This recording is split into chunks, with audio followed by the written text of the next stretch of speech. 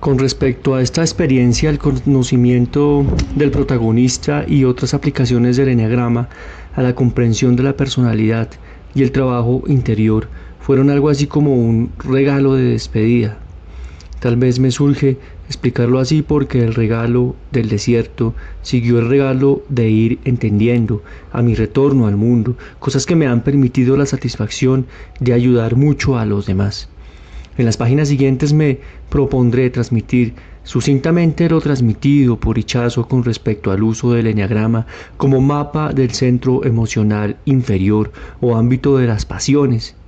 Antes, sin embargo, quiero mencionar que durante una de las primeras reuniones que tuve con Ichazo, dibujó él un eneagrama con los nombres de las pasiones en los puntos correspondientes y me pidió que me ubicase en el mapa.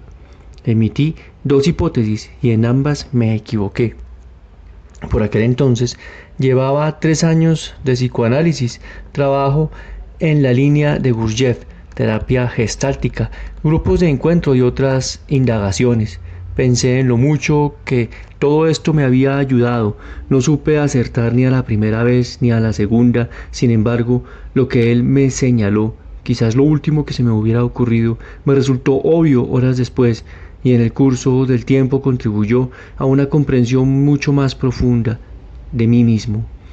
Decía Ichazo, como antes de Gurdjieff, que es difícil para una persona llegar a conocer por sí misma su defecto fundamental, y así como es difícil el autodiagnóstico, es difícil el ajeno. Ichazo, sin embargo, era un especialista, y su herencia en esta materia fue el apuntar a la pasión dominante de cada uno de quienes trabajamos con él. El mapa según el cual se orientaba en ello era una aplicación específica del eneagrama a la personalidad, el eneagrama de las pasiones, que reproduzco a continuación, donde el 1 es ira, el 2 es orgullo, la 3 es vanidad, el 4 es envidia, el 5 es avaricia, el 6 es cobardía, el 7 es gula, el 8 es lujuria, el 9 es pereza. La visión de la anatomía de la neurosis que nos presenta el eneagrama es una en que se puede decir, como de igualmente destacada importancia, el miedo de los freudianos, la mentira de los antiguos rabinos, la inhibición angustiosa y la falsificación de sí mismo, inautenticidad o vanidad.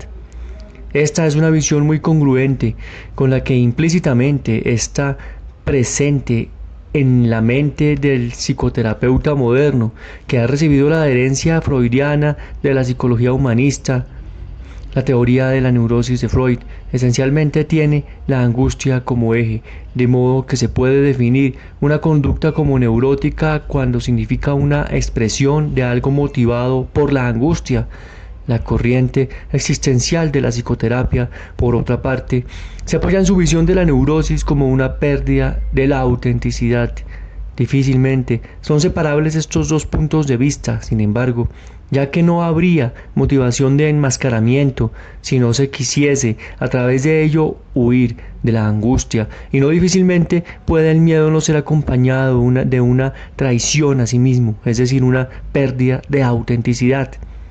Esta relación recibe reconocimiento de la representación de miedo y falsedad como puntos simétricos que en el eneagrama están unidos por una línea. Pero estos dos pilares de la neurosis, el miedo y la inautenticidad, se entienden según el eneagrama como componentes de una tríada, una tercera piedra angular en el edificio de la neurosis. Ya lo hemos visto, es una pereza de la conciencia, una inercia cognitiva, pereza asidiosa. Llamarla, siguiendo a Gurdjieff, demonio del autoapaciguamiento, tiene la virtud de responsabilizar a la persona de su inconsciencia. La pereza de la conciencia puede expresarse tanto como pereza espiritual o más ampliamente como una pereza psicológica. Un no querer saber lo que pasa, no querer enterarse. Se expresa como una distracción crónica de sí mismo, acompañada a su vez por una atención exagerada del mundo exterior. Una posición asidiosa ante la vida es la de una psiquis pesada o excesivamente inerte, sobreestable, Su pérdida de sutileza y espontaneidad culmina en la robotización. En el plano de la conducta resulta esa falta de interioridad en una excesiva inercia, flema o pasividad. En lo más íntimo, junto con el olvido de sí, una pérdida de vida. La ubicación de la asidia como vértice del triángulo central del eneagrama de las pasiones identifica gráficamente su relación con los otros dos vértices del triángulo. Las flechas en el gráfico nos quieren decir que resulta esta pérdida de ser y esta desconexión de la persona consigo misma del enmascaramiento, y que, a su vez, la pérdida del ser constituye el corazón dinámico del miedo. Cuando la vida exige acción, la falta de anclaje en la vivencia del propio ser nos hace excesivamente vulnerables. Podemos decir que en todo miedo hay miedo a una aniquilación futura, que es como una reverberación de una intuición del no ser. Dicho de otra manera, en tanto que la asidia es una vivencia del ser que se olvida a sí mismo, que no está en búsqueda sino de una actitud complaciente, resignada, el miedo está al borde del no ser y se afirma tensamente ante la nada intuida. Por otra parte, como dice Goya, el sueño de la razón crea espectros, la inconsciencia es la raíz de las fantasías que pueblan la atmósfera del miedo. Estas son pues las tres piedras angulares en la estructura del ego o de la personalidad: el miedo, la vanidad y la pereza o inercia de la conciencia, presentándolo como una pérdida de interioridad. El círculo vicioso de los tres constituye una teoría dinámica de la neurosis. Dinámica por cuanto que cada una de estas entidades constituye un foco energético del cual procede un cierto tipo de acción, y también por cuanto la tripartita teoría incluye la visión metadinámica, una dinámica de transformación recíproca entre las tres motivaciones neuróticas básicas. Espero que para otros sea, como es para mí, inspiradora esta visión de la neurosis, que implica visión terapéutica en el amplio sentido de construir una concepción del proceso de liberación. Se trata de un proceso de toma de conciencia que va aparejado de una desenmascararse frente a los demás, a una superación de inhibiciones y una relativa trascendencia del miedo. Más generalmente, un psicoterapeuta que llegue a conocer el eneagrama difícilmente podrá sustraerse a una contemplación del proceso terapéutico como un movimiento a contracorriente con respecto a cada una de las 9 pasiones a las que habremos pasado revista antes de terminar este capítulo. Antes de exponer el círculo de las fallas fundamentales o pecados, sin embargo, diré que la representación circular implica la posición no privilegiada de ninguno. Dicho esto, comienzo el recorrido de los 6, no incluidos en la tríada central, con aquel que se sitúa en el punto 1 del eneagrama, la ira, cuya vecindad a la pereza de la conciencia reconoce el viejo dicho de que la ira es ciega.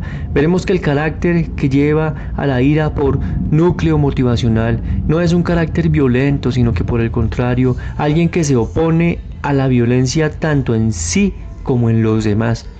La violencia a la que incurre a ciegas no es propiamente lo que llamamos violencia, sino que se expresa más bien en la actitud crítica, en el interés, en el poder, en la exigencia y en el dominio.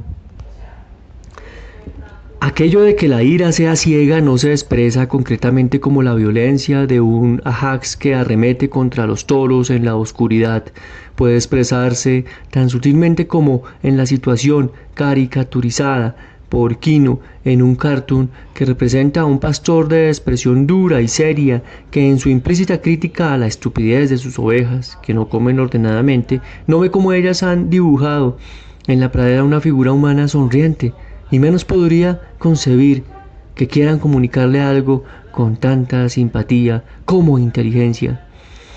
En tanto que la persona en quien la ira constituye una pasión dominante no es visiblemente iracunda, la violencia manifiesta sí que es expresión característica de la lujuria. Cuando ésta predomina, la actitud psicológica es una en la que la agresión no es negada o controlada, sino que por el contrario sobrevalorada. Así como la ira es una mano rígida que controla, la lujuria entraña una negativa desafiante al control del represor. Aunque convencionalmente se identifica la lujuria con la pasión sexual, la atendremos aquí en un sentido interior como un excesivo deseo de más, una pasión de intensidad. Naturalmente, satisface a esta intensidad del sexo, pero una persona lujuriosa derrocha su energía y busca intensidad en todo, tanto en el mundo de los estímulos sensoriales como en el de la acción. Parecería que la lujuria es un gesto completamente opuesto al de la pereza, en tanto que la pereza se expresa en flema, en la tendencia de inmutabilidad y falta de pasión. La lujuria parecería extrañar un exceso de pasión. El lujurioso, que considere introspectivamente su lujuria, sin embargo, podrá descubrir que precisamente porque no se siente, necesita tanto sentirse. Precisamente como consecuencia de un proceso de insensibilización, quiere reemplazar desesperadamente la insensibilidad por la intensidad. Hemos dicho algo de las tres pasiones que se representan en el área superior del eneagrama y que podemos llamar la familia de la asidia. Pasemos a considerar una que se sitúa en el polo opuesto del eneagrama e integra la familia del miedo. ¿Por qué se aferra la avaricia a sus objetos sino por el miedo? Naturalmente no se trata aquí solamente de avaricia de dinero, sino de un gesto retentivo más amplio de la psiquis, que es como una defensa ante la imaginada privación. También es la avaricia algo así como un estar paralizado de miedo, y va aparejada a un economizarse de vivir, un no invertirse en actos y en particular en relaciones y en un reservarse para un posible futuro mejor. Pero un no darse propio de la avaricia implica no solo un trasfondo de miedo, sino un aspecto carencial que aúna la avaricia con la envidia. Se puede describir la envidia como un intenso deseo de incorporar a partir de un vivo sentimiento carencial. Se puede decir en términos psicoanalíticos que la envidia es una pasión canibalística, devoradora. La envidia, a su vez, está a medio camino entre la avaricia y la vanidad, perteneciendo junto al orgullo y en una posición simétrica a él, a la familia de la vanidad. Si la envidia anhela llenarse, el orgullo se siente ya lleno y se ofrece a llenar al prójimo.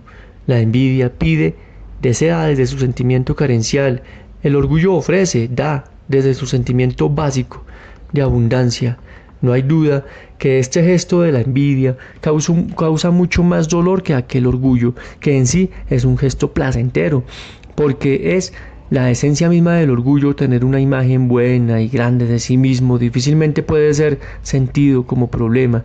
De allí la sabiduría pedagógica de los directores espirituales antiguos, que quisieron señalar especialmente la gravedad del orgullo, poniéndolo como el primero de los pecados. Así lo encontramos, por ejemplo, en el Purgatorio de Dante. La lógica por la cual cada punto del eneagrama representa el resultado de la interacción de los vecinos también se expresa en el orgullo, que tiene de común con la vanidad la falsificación y énfasis en la propia imagen, y con la ira, en cuanto que el orgulloso adopta como el iracundo un gesto autoafirmativo y superior. Solo nos queda decir algo acerca de la gula, que el eneagrama señala como vecina del miedo.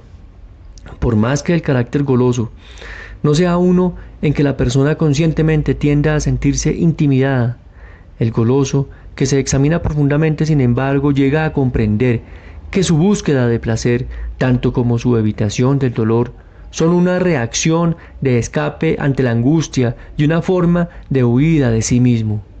Naturalmente no se trata aquí de gula de alimento solamente. Corresponde la gula que describen los teólogos a lo que el psicoanálisis designa como oralidad receptiva, que constituye un gesto psíquico semejante al de un niño de pecho, y que bien puede considerarse como una regresión de un adulto a esta posición infantil más privilegiada de la vida. La gula no solo entraña hedonismo en un sentido sensual, sino en un más amplio sentido que incluye el no querer incomodarse y el placer particular de la no frustración, es decir, la autoindulgencia. También tenían razón los teólogos al poner a la gula al comienzo de la serie más antigua de los pecados, antes de que reemplazara por el orgullo, pues la actitud golosa redunda en más placer que otras y por lo tanto es particularmente tentadora. El obstáculo que la gula puede significar en el camino de maduración se puede entender a la luz de la divertida anécdota de Oscar Wilde que decía: lo único que no puedo resistir es la tentación. Si bien la gula pertenece a la familia del miedo, su relación con la lujuria es igualmente estrecha y se hace visible en que las personas predominantemente golosas se parecen a las lujuriosas tanto en su hedonismo como en su rebeldía. En tanto que la lujuria busca intensidad, la gula busca placer y tal vez más decisivamente aún, el no dolor. Me parece que el círculo de las 9 pasiones básicas presentado por Ichazo constituye un refinamiento sobre la octava de Evagrio, no solo por la inclusión del miedo en los pecados, sino por constituir precisamente un círculo y no solo una eneada, una ordenación de las pasiones y un modelo psicodinámico, es decir, una noción del origen de cada una de las pasiones como resultante de una especie de hibridación de las vecinas, del conjunto de ellas a partir de una tríada básica y de cada una de estas básicas por transformación de alguna otra.